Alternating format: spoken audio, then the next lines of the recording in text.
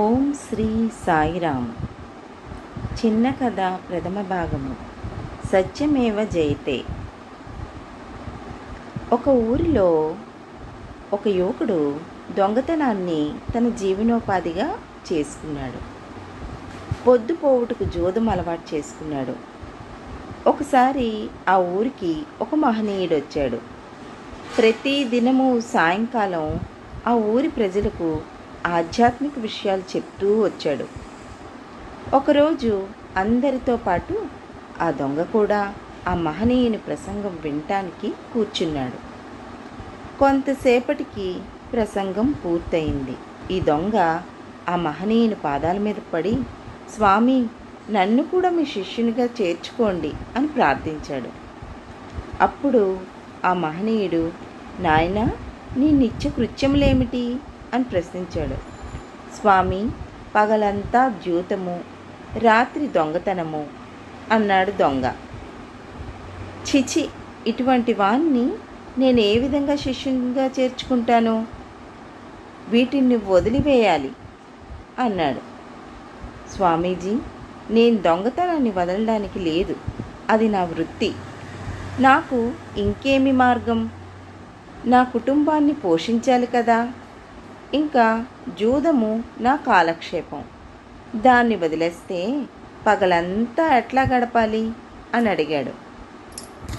ఆ మహనీయుడు ఆ దొంగ ఉన్నదున్నట్లు చెప్తున్నాడు అని తెలుసుకున్నాడు. దొంగ అతని పాదాలను పట్టుకొని, స్వామి, నాకు ఎట్లయినా మీరు జ్ఞానబోధ చేయాలి అన్నాడు. ఆ మహనీయుడు, సరే, నీవు నీకున్న దుర్గుణములలో ఒకటి వదిలేయి, నిన్ను శిష్యునిగా స్వీకరిస్తాను అన్నాడు. స్వామి, నేను ఈ క్షణం నుండి అసత్యమాడను అని వాగ్దానం చేశాడు దొంగ. మంచిది, ఆ ఒక్క నియమంను దీక్షగా పాటించు, మంచి కలుగుతుంది అని ఆశీర్వదించాడా మహనీయుడు. కొంతకాలమైన తర్వాత ఆ దొంగ రాజభవనంలో దొంగతనం చేయటానికి సంకల్పించి ఒక అర్ధరాత్రి రాజభవనంలోని పై అంతస్తుకు చేరాడు. అప్పుడు అక్కడ రాజుగారు నిద్ర పట్టక గాలి కోసం అటు ఇటు పచారం చేస్తున్నారు. దొంగ అడుగుజాళ్ళు విని, ఎవరెక్కడా అని గట్టిగా ప్రశ్నించారు. దొంగ అతని వద్దకు వచ్చి, నేను దొంగను అన్నాడు. రాజు ఆశ్చర్యపడ్డాడు. కానీ ఏమాత్రం బయటపడకుండా అతని భుజం మీద చేయి వేసి, నేను కూడా దొంగనే, నాకు ఈ రాజభవనంలోని సంగతులన్నీ తెలుసు, రా, ఇద్దరు కలిసి దొంగతనం చేద్దాం అన్నారు. దొంగ, అయితే ఒక షరతు, ఇద్దరూ కలిసి చేస్తాం కనుక దొంగలించిన దానిలో నీవు సగం నేను సగం తీసుకుందాం అన్నాడు. సరే, నేను వెళ్ళి ఒక గది తాళం చెవి తీసుకొస్తాను అని రాజు లోపలికి వెళ్ళి ఒక తాళపు చెవిని తీసుకొచ్చారు. దాన్ని దొంగకిచ్చి, అదిగో ఆ వైపు రెండో గదిలో ఉన్నాయి నిధులు, వెళ్ళు, నేను ఇక్కడ ఉండి కాపలా కాస్తాను అన్నాడు రాజు. దొంగ ఆ గదిలోకి వెళ్ళి అన్నింటినీ తెరిచి చూచాడు. అతని దృష్టిని ఆకర్షించింది ఒక పెట్టెలో ఉన్న 3 అతి విలువైన వజ్రములు. వాణ్ణి చేతిలోకి తీసుకున్నాడు. వెంటనే అతనికి బయట నిల్చుని ఉన్న దొంగకి తాను చేసిన వాగ్దానం గుర్తుకు వచ్చింది. 3 వజ్రములను చెరిసగం పంచుకోవటం కష్టమని ఒక వజ్రాన్ని ఆ పెట్టెలోనే ఉంచి 2 తన చేతిలో దాచుకుని బయటకు వచ్చాడు. ఇదిగో 2 వజ్రాలు, నీకొకటి నాకొకటి.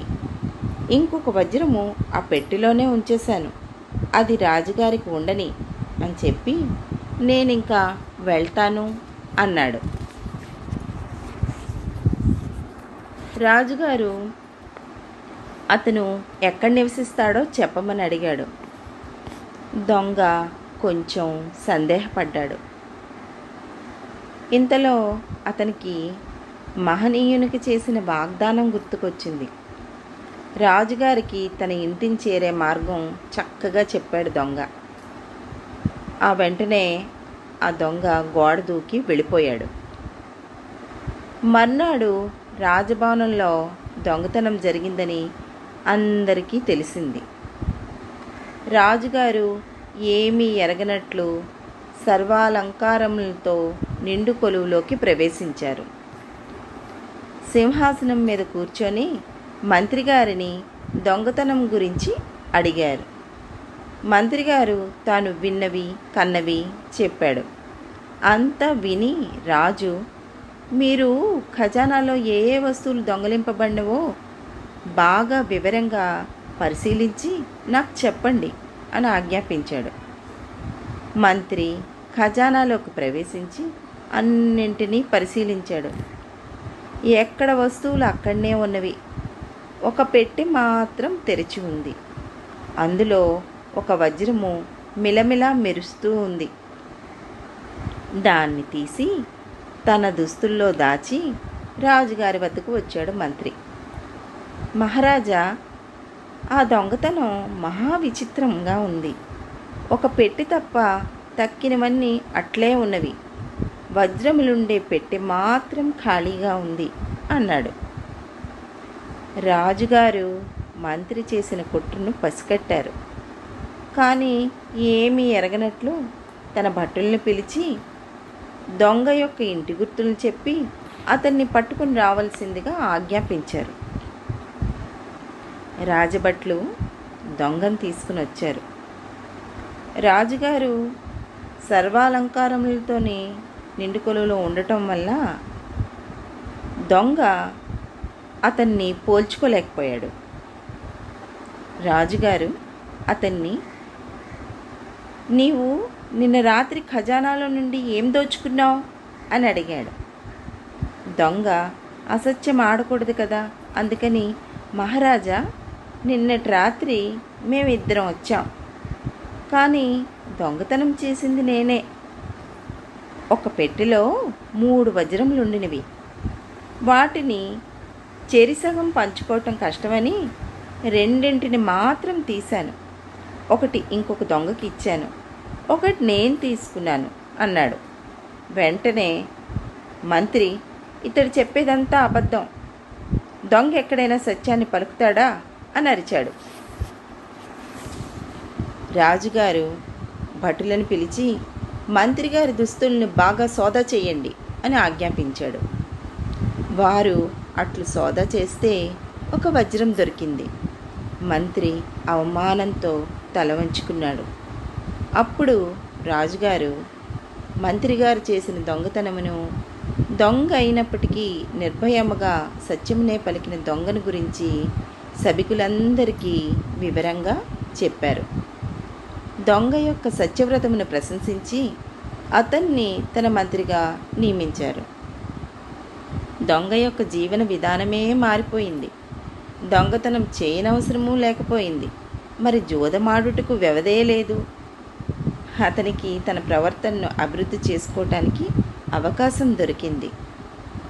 ఈ విధంగా దొంగ మంత్రిగా శ్రద్ధాభక్తులతో తన గురువుగారిని స్మరిస్తూ సత్యవ్రతమును పాటిస్తూ ఉండినాడు. ఒక దినము ఆ ఊరికి దొంగ యొక్క గురువుగారు వచ్చారు. శిష్యుల్లో వచ్చిన మార్పును విని ఆనందించారు. గురువుగారు వచ్చారని తెలిసి మంత్రి అయిన దొంగ ఆయన వద్దకు వెళ్ళి అతని పాదాలపై పడి, స్వామి, మీ దివ్యోపదేశం వల్లే నాకు ఈ ఔన్నత్యం లభించింది అన్నాడు. గురువుగారు అతన్ని ఆశీర్వదించి, నాయనా, సత్యమేవ జైతే, దీన్ని ఎప్పుడూ గుర్తుంచుకో అన్నారు. ఓం శ్రీ సాయిరామ్.